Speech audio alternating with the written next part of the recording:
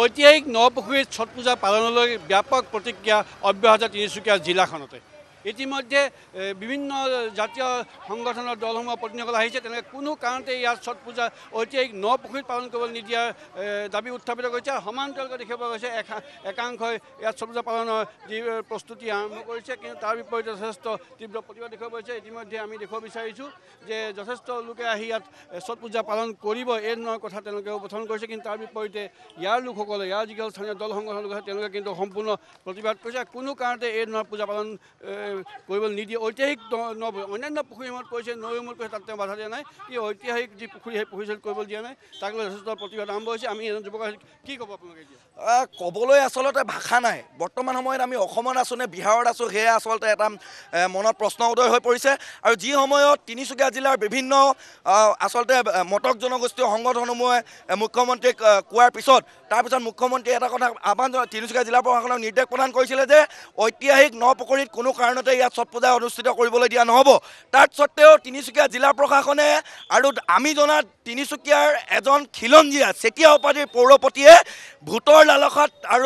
তিনিচুকীয়াৰ বিধায়কজনে ভোটৰ লালসাত কিন্তু ইয়াত ছট পূজা পাতিবলৈ দিছে প্ৰথমটো কথা কৈ দিব বিচাৰিছোঁ যে অসমীয়া জাতিয়ে বৰ্তমানেও কিন্তু খাৰু পিন্ধি বহি থকা নাই প্ৰয়োজনত হাতত হেংগাং তুলি ল'ম কিন্তু কোনো কাৰণত ঐতিহাসিক নপুখুৰীত কিন্তু কোনো কাৰণত ইয়াত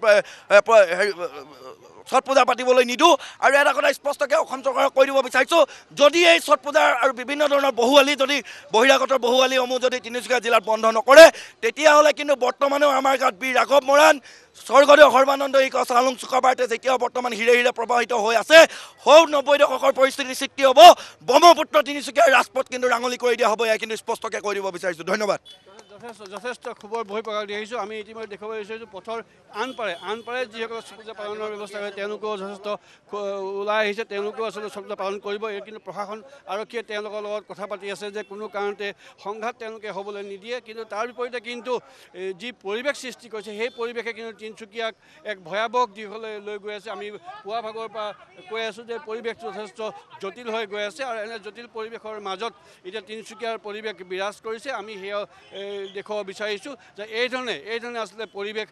ভয়াৱহৰ পৰা ভয়াৱহ হ'বলৈ দিশলৈ গতি কৰি গৈ আছে কিন্তু এটাই কথা ক'ব লাগিব যে জিলা প্ৰশাসনে প্ৰথমতে এই সমগ্ৰ বিষয়টো NOC দিছিল যদি পৰৱৰ্তী পৰ্যায়ত বিভিন্ন দল সংগঠনসমূহৰ আহ্বানত তেওঁলোকে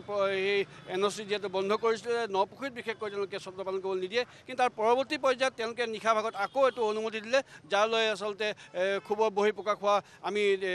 দেখিবলৈ পাইছোঁ ইতিমধ্যে বিভিন্ন দল সংগঠন আহিছে কিন্তু এতিয়া কথা হ'ল আচলতে সমগ্ৰ বিষয়টো চৰকাৰে হওক জিলা প্ৰশাসনক কেনেকৈ আচলতে পৰিস্থিতি নিয়ন্ত্ৰণলৈ আনিব সেইটোহে আচলতে এই মুহূৰ্তত আটাইতকৈ ডাঙৰ কথা যে ইয়াৰ এফালে আছে প্ৰতিবাদকাৰী এফালে আছে পূজা পালন কৰা লোকসকল তেওঁলোকক দুই পক্ষক হৈমান কৰি সমগ্ৰ বিষয়টো কেনেদৰে আচলতে নিষ্পত্তি কৰিব সেইটোহে আচলতে এই সময়ত তিনিচুকীয়াৰ কাৰণে আটাইতকৈ ডাঙৰ প্ৰশ্ন হিচাপে বিবেচিত হৈছে